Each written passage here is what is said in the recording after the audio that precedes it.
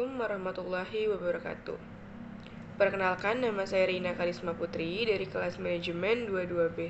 Di sini saya ingin menjelaskan uh, memahami struktur dan keadilan kompensasi dalam mata kuliah manajemen sumber daya manusia.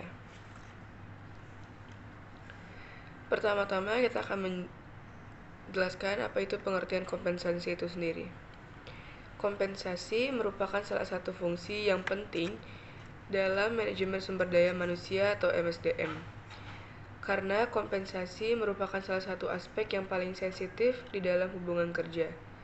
Kasus yang terjadi dalam hubungan kerja mengandung masalah kompensasi dan berbagai segi yang terkait seperti tunjangan, kenaikan kompensasi, struktur kompensasi, dan skala kompensasi. Dalam praktiknya, masih banyak perusahaan yang belum memahami secara benar sistem kompensasi itu sendiri. Kompensasi adalah kegiatan pemberian balas jasa kepada pegawai. Kegiatan di sini meliputi penentuan sistem kompensasi yang mampu mendorong prestasi pegawai dan menentukan besarnya kompensasi yang akan diterima oleh tiap-tiap pegawai.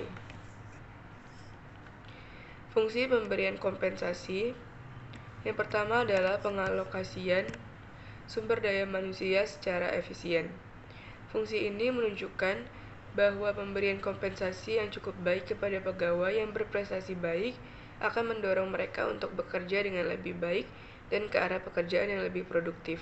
Dengan kata lain, ada kecenderungan pegawai untuk bergeser atau berpindah dari perusahaan yang kompensasinya rendah ke perusahaan yang kompensasinya tinggi dengan cara menunjukkan prestasi kerja yang lebih baik. Yang kedua adalah penggunaan sumber daya manusia secara lebih efisien dan efektif. Pemberian kompensasi yang tinggi kepada seorang pegawai mengandung implikasi bahwa perusahaan akan menggunakan tenaga pegawai tersebut dengan seefisien dan seefektif mungkin. Dengan cara demikian, perusahaan yang bersangkutan akan memperoleh manfaat dan keuntungan yang maksimal. Yang ketiga adalah mendorong stabilitas dan pertumbuhan ekonomi.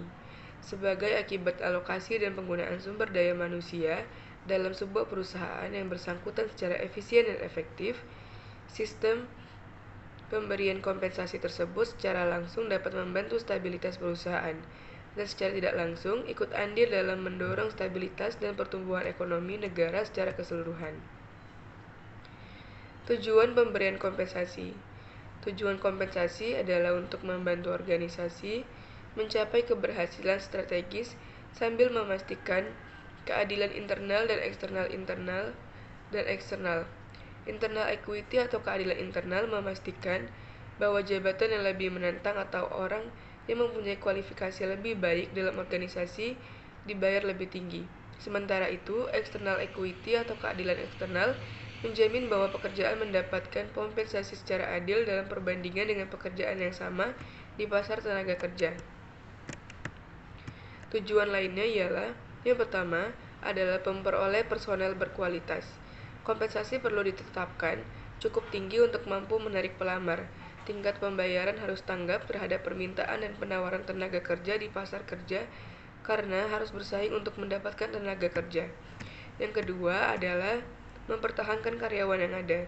Pekerja dapat keluar apabila tingkat kompensasi tidak kompetitif terhadap organisasi lain dengan akibat perputaran tenaga kerja tinggi.